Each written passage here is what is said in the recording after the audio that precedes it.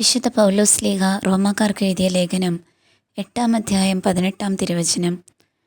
നമുക്ക് വെളിപ്പെടാനിരിക്കുന്ന മഹത്വത്തോട് തുലനം ചെയ്യുമ്പോൾ ഇന്നത്തെ കഷ്ടതകൾ നിസ്സാരമാണെന്ന് ഞാൻ കരുതുന്നു.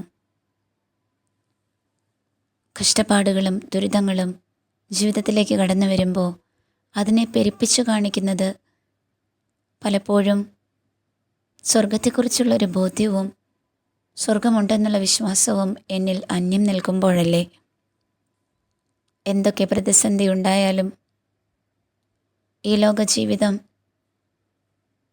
നൽകുന്ന തൃപ്തിയേക്കാൾ അനശ്വരമായതിനെ ലക്ഷ്യം വെച്ചുള്ള ഒരു യാത്രയിലാണ്, ഒരു ഓട്ടത്തിലാണ് ഞാൻ ഏർപ്പെട്ടിരിക്കുന്നതെന്നുള്ള ചിന്ത ഒരു ദൈവ പൈതലിനെ സന്തോഷവാനാക്കും.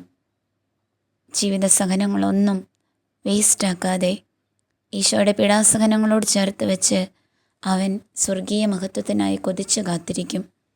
നമുക്കും ആ ഒരു മനോഭാവം സ്വന്തമാക്കാം.